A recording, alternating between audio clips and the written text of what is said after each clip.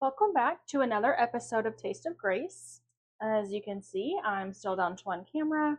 We're waiting on a part to come in so we can maybe get another camera set up so that you can see something besides just my hands and what I'm doing. But for now, we're going to be doing a really simple recipe on the stove. So we've moved around a bit. I realized this weekend that I can eat duck eggs. And if I haven't mentioned that before, I'm allergic to chicken eggs. And so I want to start off by showing you the duck eggs. Very similar to chicken eggs. Now these are fresh, so yeah, they look dirty because they're dirty. When you have a fresh egg, like whether it's a chicken egg or a duck egg, you want to keep them. You just want to pick them off the ground, put them in whatever you're going to store them in. You don't want to wash them or refrigerate them. They're supposed to be out on the counter. Now, if you had not used the eggs in maybe 2 weeks, maybe at that point, let's put them in the fridge and try and use them within a week. But you don't wash them until you're ready to use them. So this one I have already washed. You can see it's still got a little bit of glare from the water there. And it still is not, a shiny white egg like at the store, but it has been washed. And you wash them similar to how you would wash a potato. I don't use a scrubber, but I really it takes some time to actually wash the egg to make sure you're getting all of the dirt and things off. And so I have my skillet over here. It is preheating. I keep the lid on. I feel like it helps it contain the heat while it's trying to warm up. And with a stainless steel, as I mentioned before, you have to make sure it gets to temperature where the water is beating before you add your food in. So while that's still heating, I'm going to go ahead and start mixing my egg. I would recommend, unless you're just like a super pro at cracking, the eggs that you get at the store, I would recommend putting that in a separate container instead of just adding it to whatever it is that you're making, including a hot skillet. For things like, fresh eggs, whether it be chicken or duck, definitely crack it into another container. You just never know what you're gonna get, and you don't want to have a mess on your hands. So as I've shown you before, I just smack these on a hard surface. And if you are going to use a chicken egg or a duck egg or maybe even a quail egg, I haven't used those before, but the eggs that you get at the store have had some treatment, so the shells are really thin. So this is going to be a much thicker shell than what you would find at the store. So I'm gonna smash this pretty hard. Maybe if you're just learning to make scrambled eggs, don't crack it that hard. But again, I prefer a flat surface instead of the edge of a bowl. I feel like I get a more symmetrical crack. So you can kind of see the dent there. And duck eggs have a much, I guess, maybe larger percentage of yolk than egg white compared to chicken eggs. That's the thing that I noticed this weekend. I cracked a lot of eggs because when I tell you I was in disbelief that I could eat a duck egg and that I could eat a scrambled egg again, I was so excited. So let me just wash my hands real quick since I've got some of that duck egg on my hands. Don't want to be contaminating everything. The next thing I'm going to do is add seasoning. Now, there's a huge argument whether you season before you cook it, after you cook it.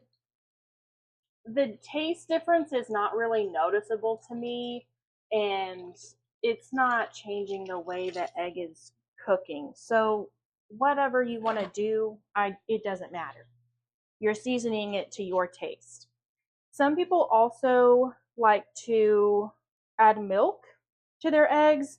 If you like that, go for it. If you want to try it out sometime, I will say you tend to get a fluffier egg because when you're beating the egg, you're also kind of beating in air into the fat of the milk, similar to like if you were whipping heavy cream. Similar concept, just not on that level because it's just milk. So look at my pumpkins. I know I've had these before, but I'm just so excited because everything's fall now. I've literally decorated my house for fall.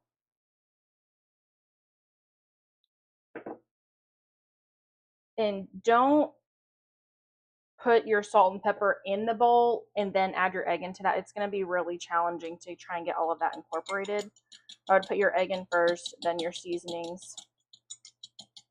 And so if you have never made scrambled eggs before, I do not recommend putting them straight on the hot skillet or griddle or whatever you're cooking with and then trying to mix that in. I would seriously recommend mixing it in a bowl like this beforehand to make sure everything gets incorporated correctly. You can do it like that, and I have seen it, and even when I make stir fries, that's basically how I do it. But when you're just going to be eating eggs, you want the texture to be right, and I find it's hard to get the texture right for scrambled eggs when you just dump the whole egg straight into the skillet. So let me take this lid off. We're going to test our skillet real quick, see if we're hot enough. I'm doing this by just, oh yeah, do you see the bubbles, the water zinging around over there? So that means it's ready. I'm going to turn it down. So that was on, I think, yeah, I had it on 5, and so I've turned it down to 3. So it's on like medium heat, and I've turned it down some. My first mistake this weekend in making these eggs was that I put way too much butter in, and my husband immediately called me out on it. He's like, these are not fluffy. Well, no, they're not. Correct. Ooh, it's a little too toasty. You can see there that the butter is already trying to burn. Come on.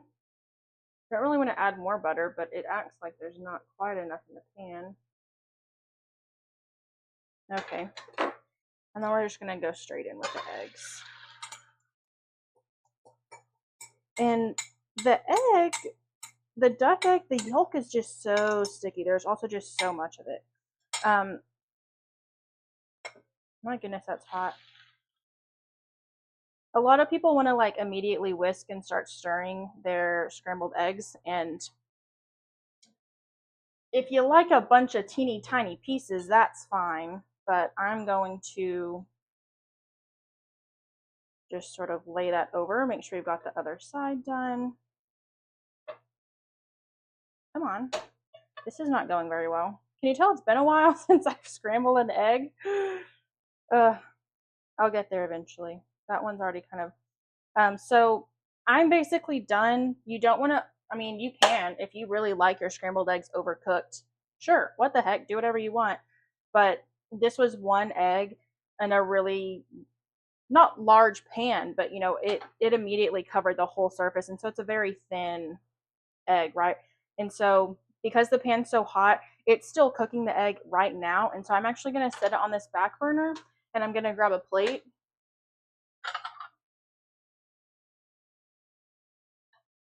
And if you want to, you can smash that up, but I would prefer a larger piece of scrambled egg. I don't like it to be in 100 pieces.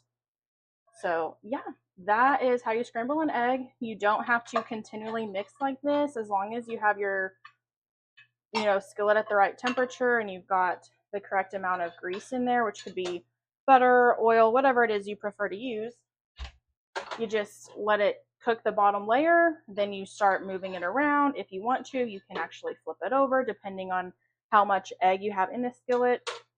And there you go. It'll continue to cook in the pan once you've removed it from heat. So just be cautious of that. And then you've got scrambled eggs. Hopefully that's easy enough to follow. I'll see y'all next time. Bye.